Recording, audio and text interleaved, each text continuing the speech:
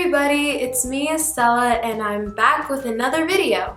It's finally here, the first video in my ACT series that I had promised you guys several months ago before I dropped off of the face of the earth. As some of you might know, I took the ACT in September of 2017, so just a few months ago, and I was really stressed out about it, but luckily scored in the 99th percentile. And now that I'm finally done with standardized tests, I can pass on my knowledge to you. So if you're watching this video, you're probably stressing out about the ACT or about to take it, or just curious on how to get a 34 plus on the ACT.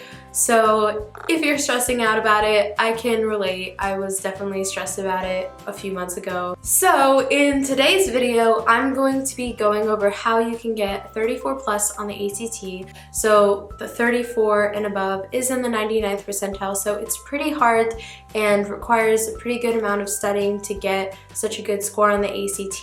And in this video, I'm not going to be going over what the ACT is, why you should want to get a 34 plus, or over the specific sections and how to do well on those, because I'll be making separate videos on those topics in this series so that you guys get even more detailed information.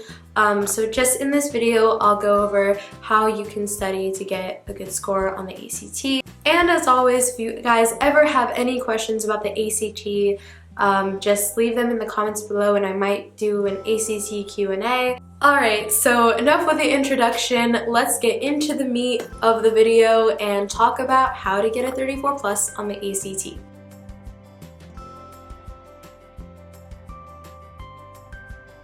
Okay, so the first thing I want to talk about is which prep book to use. I personally used only one prep book, and it was the official red book that most people probably know about. And here it is. It's a pretty big book, as you guys can see. It has several practice tests in it, which is really great. And this is the official ACT prep book that the actual company that makes the ACT sells. So that is why I 100% hands down recommend this book. And they also have 400 additional practice questions online, so that's an additional thing. So the reason that I recommend this book is because I genuinely don't think you need any other prep books apart from this one. The practice tests in this book are by far the most similar to the actual ACT. Once you get familiar with these practice tests inside of here and things the book recommends, I honestly think that you can get a 34 plus on the ACT. And my version was the 2016-2017 version. You guys probably, depending on when you're watching this video, would get a more updated version.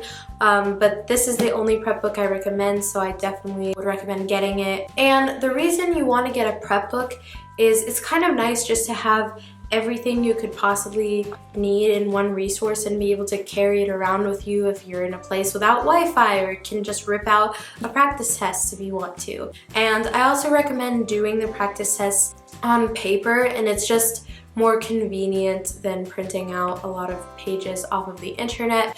So that's why I recommend getting a prep book, just in case you guys are wondering.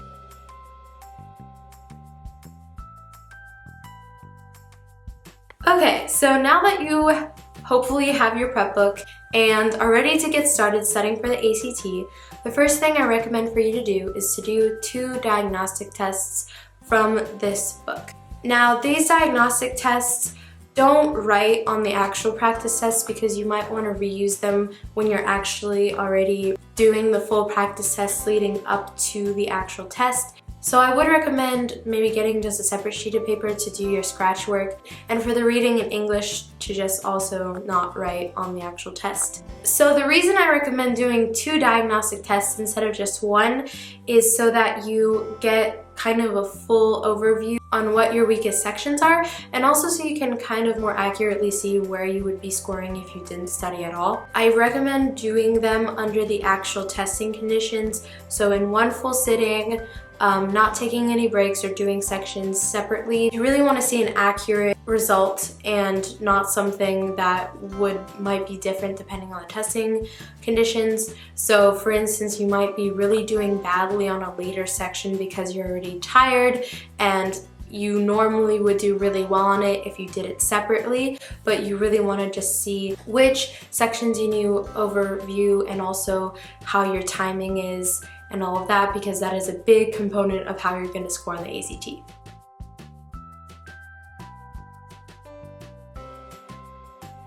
Alright, so you've done your 2 diagnostic tests and you have your results, and now what should you do? So first off, evaluate your weaknesses.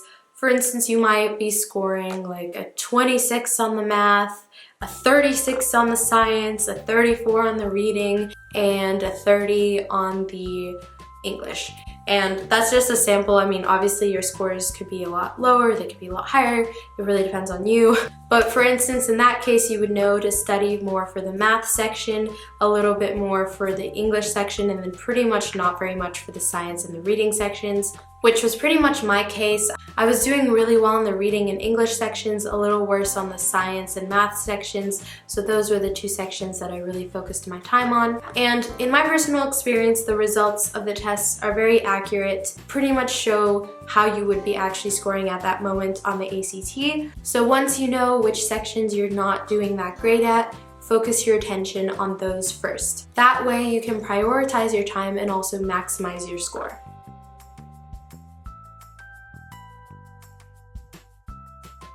So before you really do content review or practice tests or anything like that, I would first recommend really familiarizing with the test format, the timing, all of that beautiful information. You can do this by just reading over the red book. It really goes over in detail on the timing of each section, how many questions there are, how you can study for them, how long the test is, all of that information. That should only take maximum around 3 hours if you just kind of sit down and do it at once, but it's a really good way to just kind of understand the test before you start preparing for it. And also it's really good to know what it takes to get a 34 plus, so how it kind of works and how they score the test and everything like that.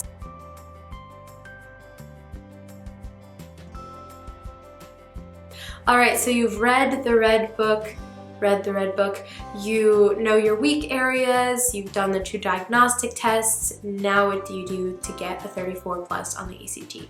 It's time for content review! How fun! Content review is probably, I would have to say, probably my least favorite, just because it's really studying and not actually practicing for the ACT. However, it is necessary, unfortunately, especially if you are lacking some knowledge in certain areas. So that is what you're going to be doing next. So for me personally, and this is just an example for you, my biggest weakness was the math section by far, and I had a lot of gaps in my content knowledge. So I really reviewed lots of articles and textbooks related to the areas that I knew I was my weakest at. However, for some of you, you might be getting a 36 on the math section but not be doing well on the English or reading sections. In that case, you might then want to review some grammar. It honestly really depends again on you and your weak areas and what you're struggling with, but this is the time when you would then really actually learn the material that is going to be tested on the exam. And luckily, you should know what is going to be tested based on the 2 practice tests, and that way you can kind of know what to research, what to read about, etc. So I would say the content review part of your preparation can take anywhere up to 1 week to 3 or more weeks, but it really depends on how much time you have on your hands, because I understand that you guys are probably juggling a lot of things other than just ACT preparation, so it really depends on how much time you have and also how many weak areas you have.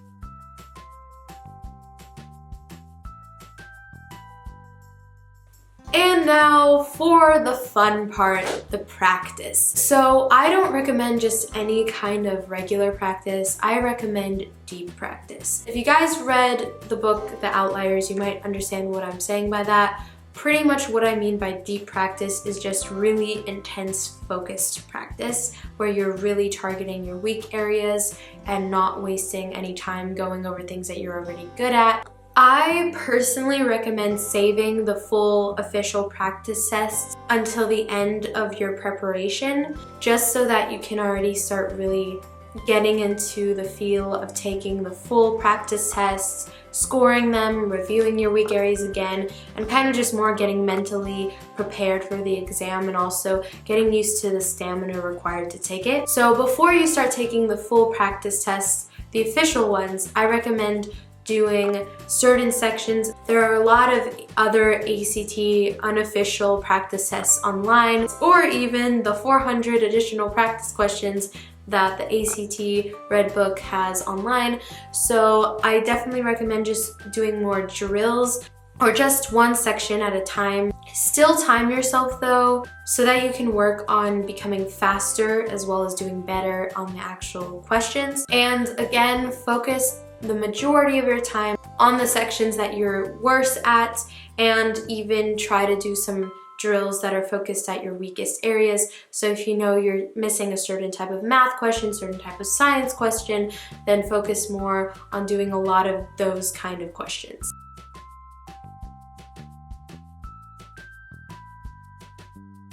And finally, another thing that you should be doing as you're practicing is keeping a notebook where you write down all of your mistakes. This kind of elongates the process of the practicing, but it is so crucial if you want to get a 34 plus on the ACT. So I kept a notebook where I would write down the question, why I think I missed it, the actual answer and my answer, and then how to avoid the mistake in the future. And I definitely recommend doing that. It definitely helped me.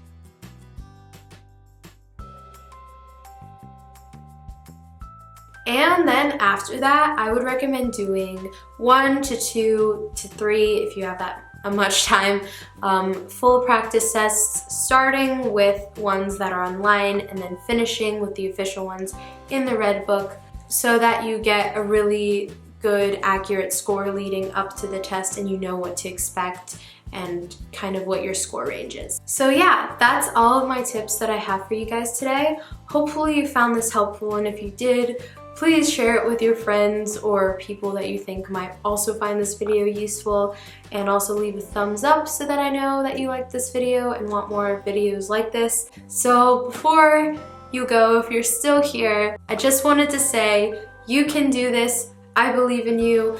Don't stress out too much. As long as you stay focused and study hard, you can and will do really well. So yeah, I hope you guys enjoyed this video, and I will see you guys next time. Bye guys!